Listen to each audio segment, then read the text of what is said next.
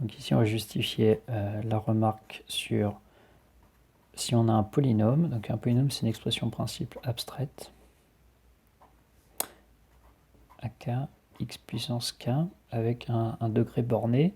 C'est abstraite dans le sens où le x peut prendre plusieurs rôles. Alors, en premier lieu, vous pensez nécessairement le x, c'est un nombre, un réel, mais bon, ça peut être aussi un complexe. Mais en réalité, le x, ça peut être plus compliqué que ça. Autrement dit, ça peut très bien être également une matrice, et à ce compte-là, c'est le produit matriciel qu'il faut comprendre, ou ça peut être aussi une application linéaire, et à ce compte-là, ce qu'il faut comprendre, c'est la composée. Alors justement, ici, on a le lien, c'est-à-dire que si f est un endomorphisme, LK de E, alors la matrice de f, c'est une matrice carrée.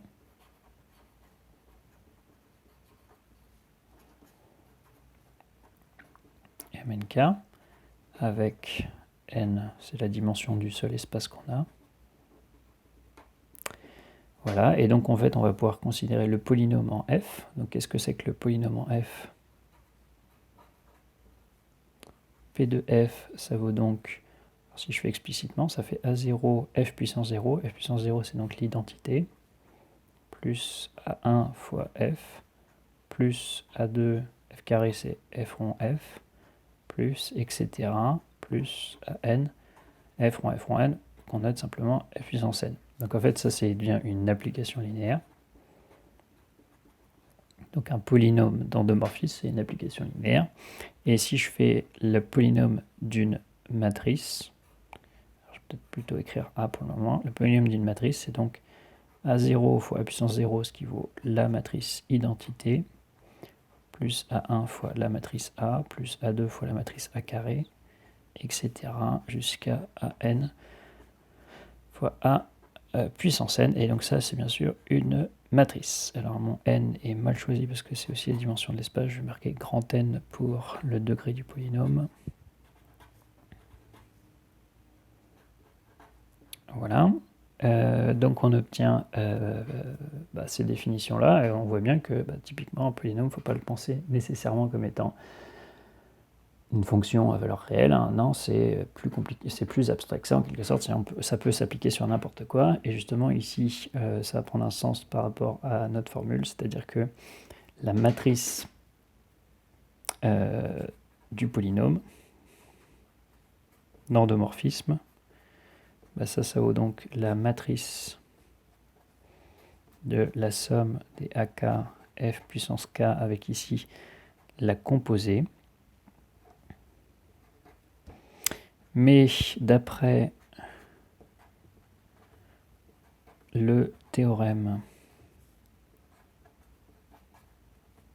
2.1 qui parle de l'application de représentation, on sait que l'application donc matrice là, de représentation, c'est une application linéaire, donc c'est-à-dire que matrice d'une combinaison linéaire, c'est la combinaison linéaire des matrices. Et ensuite, d'après l'application par rapport à la composée, on sait que ça transforme la composée en produit, c'est-à-dire que la matrice de f rond f, ça vaut la matrice de f fois la matrice de f fois la matrice de f. Et pour dire plus simplement, ça vaut donc ici la matrice de BE de f, le tout à la puissance k. Et donc on a réussi finalement à déporter tous les symboles, c'est-à-dire que ça vaut bien le polynôme de la matrice. Donc en fait, on a en quelque sorte des expressions qui vont pouvoir se distribuer. Dans ce cadre-là, toutes les expressions polynomiales, c'est-à-dire beaucoup d'expressions, vont pouvoir se distribuer. Et donc la deuxième, c'était par la proposition 2.2. C'est le passage là pour pouvoir sortir la puissance. Voilà, et donc on a une expression très forte, et en général, on préfère calculer les puissances matricielles, et en calculant des puissances matricielles, on peut en déduire des choses sur les puissances des endomorphismes. Alors on peut traiter l'exemple de cet endomorphisme donc, qui a un polynôme associé, le polynôme qui est p de 1 plus p' de 1 facteur de x moins 1. Alors déjà, il faut toujours démontrer que l'application est quand même linéaire.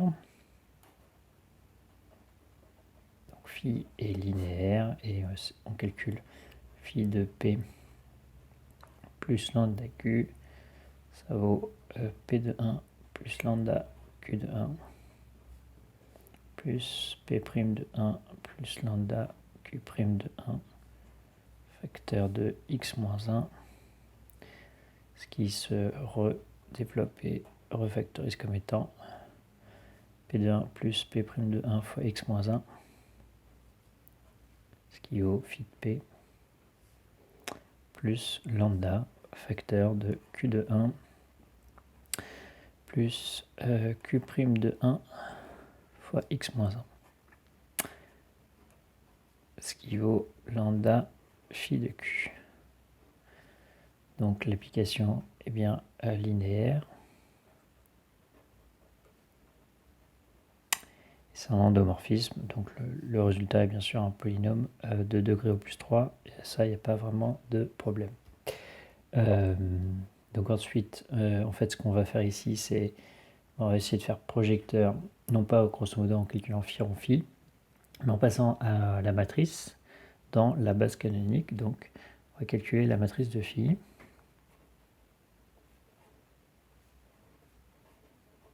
Dans la base canonique, que je note P0 de R3 crochet X, donc 1x carré x cube. Alors comment on fait pour calculer la matrice? Il suffit de calculer l'image d'une base, donc il faut calculer phi de 1, phi de x carré, phi de x3. Alors que vaut phi de 1? Ça vaut donc, on calcule le polynôme constant en 1, et là ça fait dérivé, donc ça fait 0 fois x moins 1, donc ça fait 1. Phi de x, alors en 1, il vaut 1. La dérivée de x, ça fait 1. Autrement dit, phi de x vaut x. Ensuite, phi de x carré, en 1, il vaut 1. La dérivée, ça vaut 2x, donc calculé en 1, ça vaut 2. Ce qui nous fait donc 2x moins 1. Et phi de x au cube, ça vaut donc 1. La dérivée vaut 3. X carré, mais en 1, ça fait 3. Fois x moins 1. Ce qui fait 3x moins 2. Donc on obtient cette chose-là. Autrement dit, on a la matrice de phi dans la base B0. On remplit en colonne. La première colonne, c'est donc l'image de phi de 1 décomposée dans la base canonique. Autrement dit, ça vaut une seule fois le premier vecteur et 0 fois les autres. Si on annote, c'est-à-dire que la décomposition à faire est en fonction de la base canonique, c'est-à-dire ici 1x, x carré, x cube. Et ça, je suis en train de faire phi de 1. La deuxième colonne, c'est donc phi de x. La troisième, phi de x carré. Et enfin, phi de x cube. Donc la deuxième colonne, ça va être 0, 1. La colonne suivante, ça va être moins 1, 2. Et la dernière, ça va être moins 2, 3. Et il n'y a pas de coordonnées au-delà. Voilà, bon, alors c'est déjà bon, c'est pratique parce que ça se ramène plus qu'à une matrice, et notamment pour démontrer qu'on est un projecteur, il suffit de calculer phi en phi, mais on a une technique, c'est que la matrice de phi carré vaut la matrice de phi au carré. Donc en fait, ça revient à faire du calcul matriciel sur cette matrice-là, et donc quand on calcule le carré de cette matrice-là, bon, alors on peut faire un calcul par ligne ou par colonne. Alors plus simple, c'est de faire par ligne, parce qu'ici on voit que ça fait une fois la première ligne, 0 fois la deuxième, moins une fois la troisième qui est nulle, et moins 2 fois la dernière qui est nulle. Donc en fait ça fait simplement 1, 0, moins 1, moins 2, et le résultat du produit avec la deuxième ligne, ça fait 0 fois la première, une fois la seconde, donc celle-ci, et après 2 fois la troisième qui est nulle, 3 fois la quatrième qui est nulle. Donc en fait on trouve simplement ça. Et les autres lignes sont forcément nulles. Quand on fait le produit par ligne. Autrement dit, on retombe sur la matrice de phi dans la base B0. Donc la matrice vérifie que son carré est égal à lui-même. Autrement dit, ça veut dire que phi vérifie aussi que la matrice de phi carré égale la matrice de phi, donc phi carré égale phi. Donc phi est un projecteur.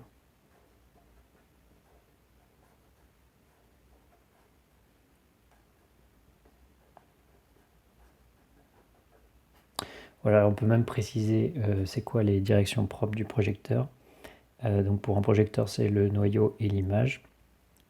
Par rapport finalement à la matrice, on sait calculer le noyau et l'image d'une matrice désormais. Et donc on va voir ce que ça donne ici. Donc par exemple l'image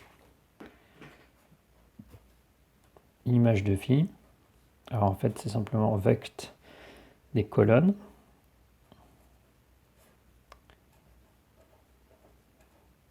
Qui est l'image d'une base. Voilà, on obtient ça. Et de toute façon, j'écris les deux suivants, mais les deux suivants sont clairement déjà engendrés par les précédents. Donc ils ne vont pas être utiles dans la famille.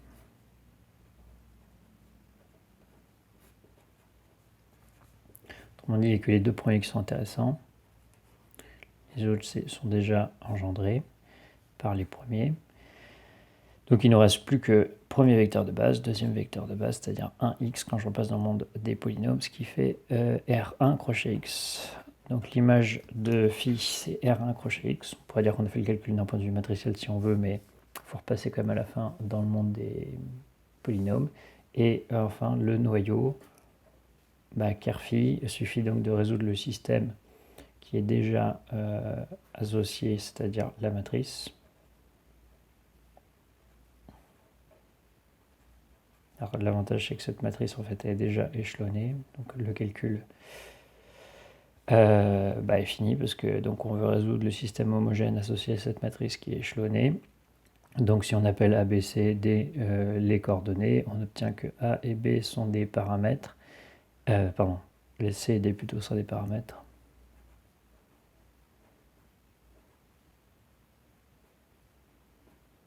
Et donc ça nous fait B est égal à moins 2C moins 3D et A est égal à C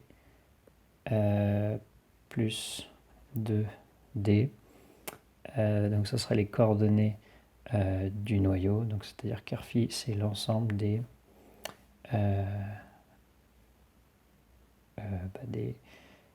C plus 2D moins 2C moins 3D CD dans la base B0 pour C et D étant des paramètres réels. Autrement dit, c'est un vect. C'est vect de 1, moins 2, 1 et 0. Et l'autre, ça nous fait 2, moins 3, 0 et 1. Et donc, ça, c'est des vecteurs, pas de R4, mais dont les coordonnées dans la base canonique sont finalement des polynômes. Et donc, quand on retraduit en termes de polynômes, ça nous fait le premier, c'est 1 moins 2x plus x carré. Et le second, c'est 2 moins 3x plus x au cube. Et donc ça, c'est le noyau, c'est-à-dire qu'on a un projecteur sur R1 crochet X le long de ce noyau. Et d'ailleurs, ici, la remarque, c'est qu'on pourrait le réécrire comme étant x-1 au carré et x-1 au cube. Alors, on va démontrer le corollaire qui relie les isomorphismes et les matrices inversibles. Donc, bien sûr, le prérequis de tout ça, c'est qu'on utilise la matrice dans des bases uniquement pour des applications linéaires. Donc, il faut savoir de manière absolue que l'application est linéaire.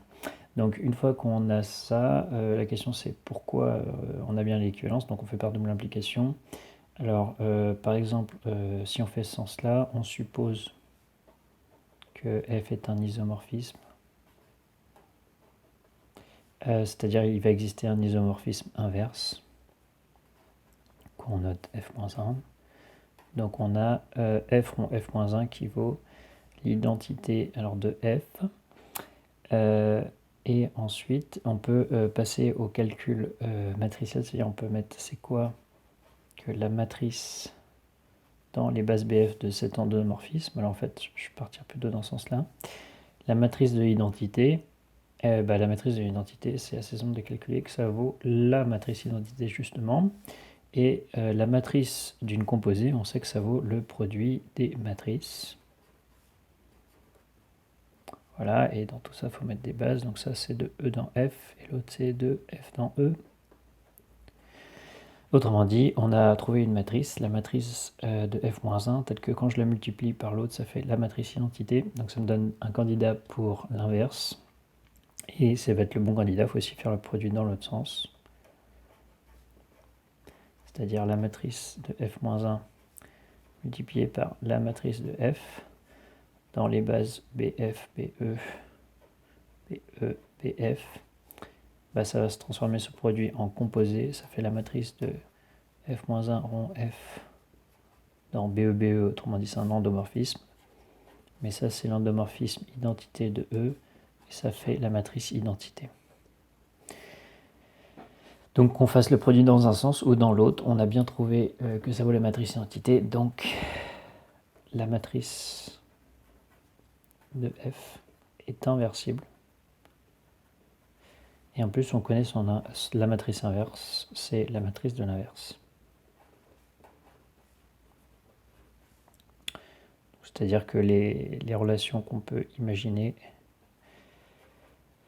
se transposent bien. C'est-à-dire la matrice de F, le tout puissance moins 1, c'est la matrice de F moins 1. Alors par contre, les bases sont renversées quand on passe à l'inverse. Donc on obtient ça. Et on fait le sens réciproque. Donc le sens réciproque, on suppose la matrice inversible.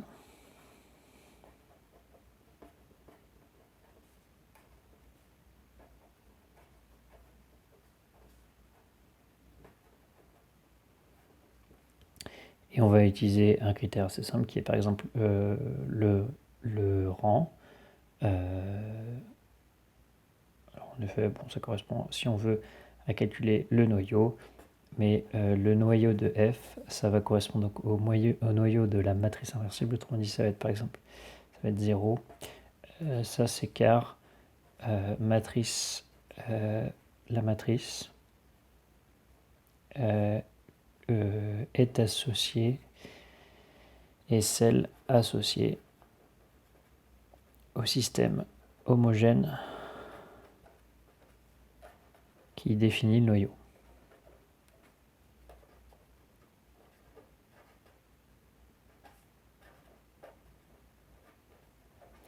Donc cette matrice-là est celle associée au système homogène qui définit le noyau, et la matrice est inversible, donc c'est-à-dire va être de rang complet, donc l'unique solution va être de 0. Autrement dit, c'est un système de Cramer qui admet qu'une unique solution 0, avec inversible. Donc le noyau c'est 0, et c'est-à-dire l'application elle est bien injective. Alors bien sûr, on a le critère que forcément que la dimension de E égale la dimension de F, parce que si la matrice est inversible, elle est nécessairement carrée, donc on a aussi le critère de dimension.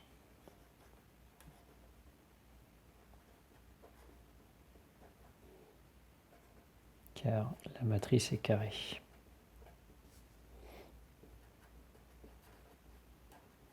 Car les seules matrices inversibles sont carrées. Donc on a deux des critères pour isomorphisme, on a le noyau et la dimension, donc forcément c'est bien un isomorphisme.